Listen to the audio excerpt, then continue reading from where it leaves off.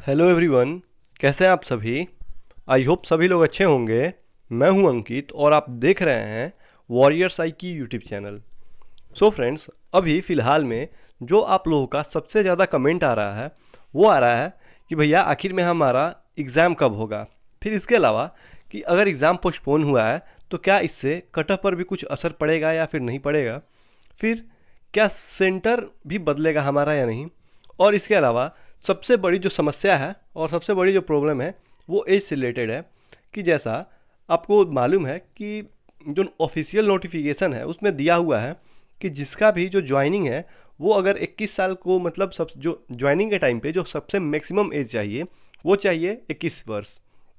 तो सबसे ज़्यादा डाउट यहीं आ रहा है कि क्या भैया अगर मान लीजिए मेरा लेट हो जाता है 21 वर्ष से ज़्यादा, क्योंकि अगर मान लेते हैं एग्ज़ाम बार बार पोस्टपोन होते चला जाता है पिछली बार की तरह और नवंबर या दिसंबर में एग्ज़ाम होता है और मेरा एज एक्सीड हो जाता है तो क्या मेरे को मौका मिलेगा या नहीं। इस वीडियो में हम लोग डिटेल में सब कुछ बातें करने वाले हैं। वीडियो में लास्ट तक बने रहिएगा और अगर आपको वीडियो अच्छा लगेगा, हेल्पफुल लगेगा तो वीडियो को लाइक और शेयर जरूर कर दीजिएगा। बट उससे पहले फ्रेंड्स, मैं आप सभी से एक रिक्वेस्ट करना चाहता हूँ। मैं आई बटन पे यहाँ पर एक लिंक दे दूंगा, आप उस वीडियो को देखिएगा। उसमें मैंने खुद का स्ट्रेटजी बताया है कि पिछली बार भी आपको मालूम है कि बार बार एग्ज़ाम पोस्टपोन हो रहा था और उसमें सभी लोग बहुत ज़्यादा डीमोटिवेटेड फील कर रहे थे, स्पेशली मैं भी। और उस टाइम पे मैं भी आपका एयरफोर्स का प्रिपरेशन करता था और उस लॉकडाउन को भी मैंने कैसे यूटिलाइज़ किया अच्छे ढंग से और मेरी क्या स्ट्रेटजी थी, जिस तरीके से मैंने वाई ग्रुप के एग्ज़ाम को क्रैक किया और वो भी बहुत अच्छे मार्क्स से क्रैक किया। तो उस वीडियो को जरूर आई बटन पे क्लिक करके जरूर देख लीजिएगा। नाउ सबसे पहले बात करते हैं कि हमारा परीक्षा कब हो सकता है, ठीक है। बट उससे पहले मैं आपको बता दूं कि क्या सेंटर चेंज होगा या नहीं होगा। तो देखिए फ्रेंड्स, अगर कोई ये पूछता है कि जैसे इस बार बहुत दूर दूर दे दिया था हमारा सेंटर, क्या वो चेंज होगा या नहीं, तो देखिए पर्सनली उसके बारे में मैं कुछ नहीं बता सकता। हो सकता है कि इस बार फिर से आपका फर्स्ट प्रेफरेंस मिल जाए या फिर ये भी हो सकता है कि पिछली बार की तरह ही आपका जो सेंटर है वो फिर से दूर दूर जगहों पर दे। बट मुझे अगर पर्सनली मुझसे पूछिएगा तो मेरे को लगता है कि जो अगली बार आपका डेट आएगा उसमें भी आपका जो सेंटर रहेगा वो दूर दूर ही रहेगा और दूर दूर ही रहे तो ही बेहतरीन है। क्योंकि देखिए, आपको मालूम है कि जो भी परीक्षा ऑनलाइन होती है, ठीक है, मैं फ्रैंकली बोलता हूँ, वहाँ पे गड़बड़ी बहुत ज़्यादा होती है। और ख़ासकर कुछ कोचिंग इंस्टीट्यूट्स वाले वो खुद का अपना प्राइवेट ये करते हैं, कंप्यूटर लैब सेटअप करते हैं और वहाँ पे एग्ज़ाम होता है और अगर उनके स्टूडेंट का वहाँ पे सेंटर हो जाता है तो फिर उसको वो चीटिंग करके पास करवा देते हैं। देखिए, इससे सब पर निगेटिव असर पड़ता है क्योंकि जो डिजर्विंग कैंडिडेट हैं वो एयरफोर्स को नहीं मिल पाते हैं। उसके अलावा जो डिजर्विंग कैंडिडेट हैं उनको मौका नहीं मिल पाता है क्योंकि कोई और गलत तरीके से पैसे देकर उनके जगह पर कोई और स्थान ले लेता है, ठीक है। तो मेरे ख्याल से अगर सेंटर दूर रहता है तो ही बढ़िया है, बट देखा जाएगा। लेकिन जो आपका सेंटर था, मान लेते हैं कोई सेंटर है पटना में XYZ, ठीक है। तो अगर मान लीजिए पिछली बार आपका XYZ था तो अभी तो इस बार दिया ही नहीं था कि आपका सेंटर पटना में कहाँ पर रहेगा।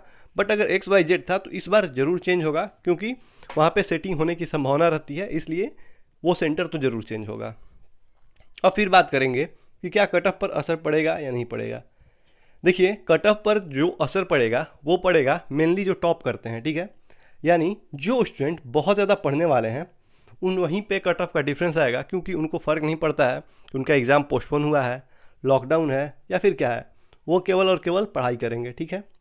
इसलिए जो टॉपर हैं, यानी जो टॉप करने वाले हैं, यानी जिनका भी मार्क्स 40 से 42 के बीच में, मैं वाई ग्रुप की बातें कर रहा हूँ, और जिनका 50 से ऊपर एक्स में है, उन लोगों में ही ज़्यादा कंपटीशन बढ़ेगा।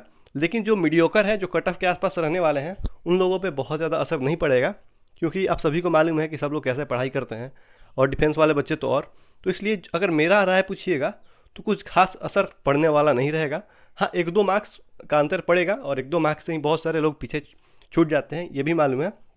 बट मेरा जो राय है मैंने वो आपको बता दिया। फिर आपका सबसे बड़ा प्रॉब्लम एज वाला मैं बात करता हूँ, ठीक है, कि जो एज का इशू है। तो देखिए, अगर आपका इस बार नोटिफिकेशन आया है और मान लेते हैं कि सब कुछ क्लियर करते करते आपके ज्वाइनिंग के टाइम में आपका एज 22, 23 या फिर 24 भी हो जाता है, तो मुझे नहीं लगता कि आपको डिस्क्वालीफाई किया जाएगा। ज़रूर आपको ज्वाइनिंग कराया जाएगा क्योंकि ये आपका प्रॉब्लम नहीं है और आपके वजह से नहीं हुआ है, ये आपका इशू नहीं है और ना ही ये एयरफोर्स की गलती से हुआ है। ये केवल और केवल नेचुरल डिजास्टर की वजह से हुआ है, तो आपको मौका मिलना चाहिए। हालांकि एज रिलैक्सेशन पिछली बार नहीं दिया गया था, तो लेकिन मुझे इसमें तो 100% मैं गारंटी देता हूँ, इसमें मिलना चाहिए, ठीक है, 100% मिलेगा। तो ये जो इशू है आपका एज प्रॉब्लम का, वो मैंने सॉल्व कर दिया। अब फाइनली कि आपका परीक्षा कब होगा, ठीक है। तो देखिए, अगर इसके बारे में बात करें तो डेफिनेटली इसके बारे में कुछ भी कहा नहीं जा सकता कि कब आपका परीक्षा होगा, क्योंकि देखिए, अगर हम लोग ये देखें कि पिछली बार कैसे कोरोना का ग्राफ बढ़ा था, तो देखिए पिछली बार जो सबसे पीक आया था वो आया था सितंबर के महीने में, फिर सितंबर से डाउन होने लगा, ठीक है। ये फर्स्ट वेव के बारे में मैं बात कर रहा हूँ। बट अभी भी जो सेकेंड वेव आया है उसका पीक बहुत ज़्यादा है। यहाँ पर जो मैक्सिमम केस था वो 96,000 था, बट यहाँ पर 2-3 दिन पहले तक 2.5 लाख तक आपका केस मिला हुआ है। तो इसका पीक कब तक जाएगा और कहाँ तक जाएगा, इसके बारे में कुछ कहा नहीं जा सकता। बट जो कुछ एक्सपर्ट्स हैं उन लोगों ने बोला है कि आपका 20 जून के आसपास इसका पीक आएगा, ठीक है, यानी मिड जून में आपका पीक आएगा। तो उसके बाद से कोरोना का ग्राफ फिर से नीचे हो सकता है। तो देखिए, अगर अच्छे ढंग से वैक्सीनेट कर दिया गया तो जो आपका ये है पीक है और फिर से इन्फेक्शन बढ़ने की संभावना कम हो जाएगी। बट जो भी आपका एग्ज़ाम है वो जून के बाद ही होगा। अगर मान लेते हैं जून में पीक आ जाता है, थैंकफुली जून में पीक आ जाए, या मैं तो प्रे करता हूँ कि उससे पहले भी आ जाए। बट अगर हम लोग मान लेते हैं कि जून के लास्ट में आपका पीक आता है, तो फिर आपका एग्ज़ाम को प्रिपरेशन करते करते जुलाई या फिर अगस्त हो जाएगा, ठीक है। और जो अगर वर्स्ट केस सिनेरियो हम लोग देखते हैं कि जून में भी नहीं हो पाता है, तो आपका फिर से वही हाल होगा, नवंबर दिसंबर में आपका एग्ज़ाम होगा, ठीक है। तो ये मैंने बता दिया कि आपका एग्ज़ाम कब से कब हो सकता है। दोनों केस मैंने बता दिया कि अगर जल्दी सॉल्व होने लगता है प्रॉब्लम तो जल्दी हो जाएगा, बट अगर लेट होगा तो फिर क्या प्रॉब्लम होगा और कब तक होगा। आई होप सब कुछ क्लियर हो गया होगा। और फाइनली मैं आपको यहाँ पे परीक्षा एप्लीकेशन के बारे में ऐड करना चाहता हूँ। देखिए फ्रेंड्स, अगर आप जेन्युइनली एयरफोर्स की प्रिपरेशन कर रहे हैं और चाहते हैं कि इस बार आपका एग्ज़ाम क्रैक हो जाए, ठीक है, तो फ्रेंड्स आपको टेस्ट सीरीज लगाना मोस्ट इंपॉर्टेंट चीज़ है, ठीक है। आपको टेस्ट सीरीज लगाना ही पड़ेगा अगर आप एग्ज़ाम क्रैक करना चाहते हैं। तो जितना ज़्यादा से ज़्यादा टेस्ट सीरीज लगाइएगा आपको बेनिफिट करेगा, ठीक है। तो इसके लिए मैं आपको रिकमेंड करता हूँ परीक्षा एप्लीकेशन का।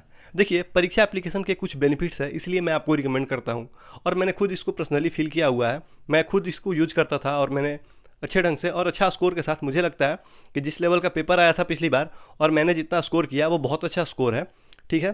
तो मुझे लगता है कि उसमें परीक्षा एप्लीकेशन का बहुत बड़ा रोल था मेरे एग्ज़ाम को क्रैक करवाने में, क्योंकि टेस्ट सीरीज इस पर सबसे बेहतरीन है। यहाँ पर जो स्टूडेंट है डिफेंस के, 90% से ज़्यादा डिफेंस के स्टूडेंट यहाँ पे मिल जाएंगे।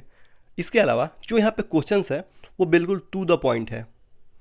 तो देखिए, टू द पॉइंट यानी जैसे पेपर आपका एग्ज़ाम में आता है, अगर वैसा आता है आप घर पे प्रैक्टिस सेट में, तो आपको कॉन्फिडेंस आता है। और साथ ही साथ इसमें जब 90% स्टूडेंट हैं जो कि डिफेंस के प्रिपेयर कर रहे हैं, यानी यहाँ पे जो क्राउड है वो बहुत ज़्यादा है, 3 से 4 लाख के आसपास क्राउड है। तो अगर यहाँ पे आप प्रैक्टिस करते हैं और यहाँ पे आपका रैंक शो करता है, तो ये आपके लिए सुनहरा मौका होगा, क्योंकि आपको पता चल जाएगा कि आपका सिलेक्शन होगा या नहीं होगा। देखिए, यहाँ पे आपको टोटल सारे एग्ज़ाम्स के लिए 25 सेट मिलने वाले हैं और जो इसका प्राइस है वो है 300। बट जो हमारे स्टूडेंट हैं, वॉरियर्स IQ के स्टूडेंट हैं, उन लोगों के लिए एक स्पेशल ऑफर है कि अगर वो लोग हमारा कोड यूज़ करेंगे वॉरियर्स IQ 50, तो उनको मैसिव 50% का ह्यूज डिस्काउंट मिलेगा और केवल उनको पे करना पड़ेगा 149 रुपीज़, ठीक है। यानी 149 रुपये में आप भारत का नंबर 1 टेस्ट सीरीज को अवेल कर सकते हैं अपने एग्ज़ाम के लिए, और अपने सक्सेस में एक माइलस्टोन साबित होगा अगर आप इसको यूज करते हैं। तो आई होप मैंने आपका सारा डाउट क्लियर कर दिया होगा। अगर आपको 149 रुपीज़ बचानी है, ये आपके ऊपर है, या फिर आपको 149 रुपीज़ स्पेंड करके सिलेक्शन लेना है, ये भी टोटली आपके ऊपर डिपेंड करता है। आई होप मैंने सब कुछ क्लियर कर दिया होगा। मिलते हैं नेक्स्ट वीडियो में। Thank you for listening. God bless you all.